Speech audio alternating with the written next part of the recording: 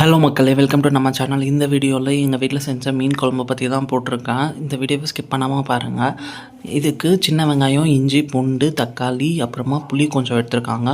முதல்ல பூண்டையும் சின்ன வெங்காயத்தையும் லைட்டாக போட்டு இடித்து வச்சுக்கிறாங்க. அப்புறமா சின்ன வெங்காயம், பூண்டு, தக்காளி, இஞ்சி, புளி எல்லாமே ஒன்றா சேர்த்து மிக்சியில் போட்டு அரைச்சிக்கிறாங்க. இப்போ ஸ்டவ் ஆன் பண்ணிவிட்டு மீன் குழம்பு செய்கிறதுக்கான பாத்திரத்தையும் எடுத்து வச்சுக்கிறாங்க. இப்போது சன்ஃப்ளவர் ஆயிலையும் ஆலிவ் ஆயிலையும் ரெண்டுத்தையும் கொஞ்சம் கொஞ்சம் ஆட் பண்ணிக்கிறாங்க.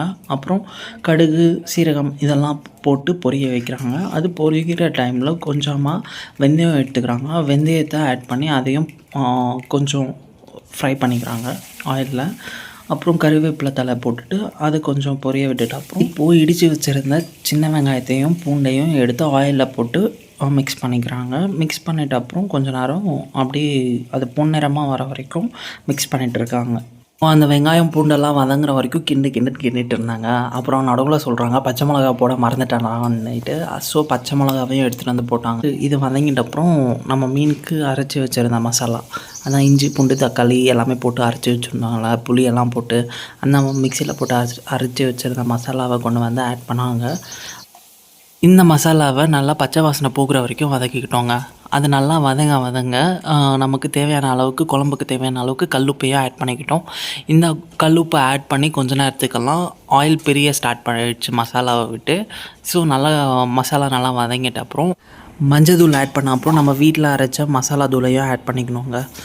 அப்புறம் எல்லாமே ஒன்றா சேர்த்து மிக்ஸ் பண்ணிக்கிட்டு நமக்கு குழம்புக்கு தேவையான அளவுக்கு தண்ணி ஆட் பண்ணணும்.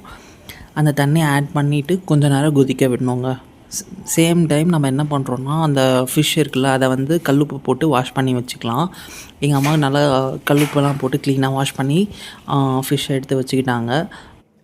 நெக்ஸ்ட்டு இந்த வாஷ் பண்ணி வச்சுருந்த மீனை நம்ம குதிச்சுட்டு இருந்துச்சுல்ல அந்த குழம்புல ஆட் பண்ணணும். ஸோ அதையும் ஆட் பண்ணிக்கிட்டாங்க. இதை ஆட் பண்ணி முடிச்சிட்ட அப்புறம் ஒரு 7 to 10 மினிட்ஸ் கிட்ட நல்லா கொதிக்க வச்சு மீனையும் நல்லா பாயில் ஆகிற அளவுக்கு வச்சுட்டு இப்போது மீன் குழம்பு நல்லா பாயில் ஆகி ஃபிஷ்ஷும் நல்லா வெந்துருச்சு. ஸோ இப்போ என்ன பண்ணாங்கன்னா ஸ்டவ் ஆஃப் பண்ணிவிட்டு எடுத்து வச்சிட்டாங்க. அடுத்தது என்ன வேலை, நமக்கு சாப்பிட்றது தான் வேலை. இந்த வீடியோ பிடிச்சிருந்தா லைக், ஷேர்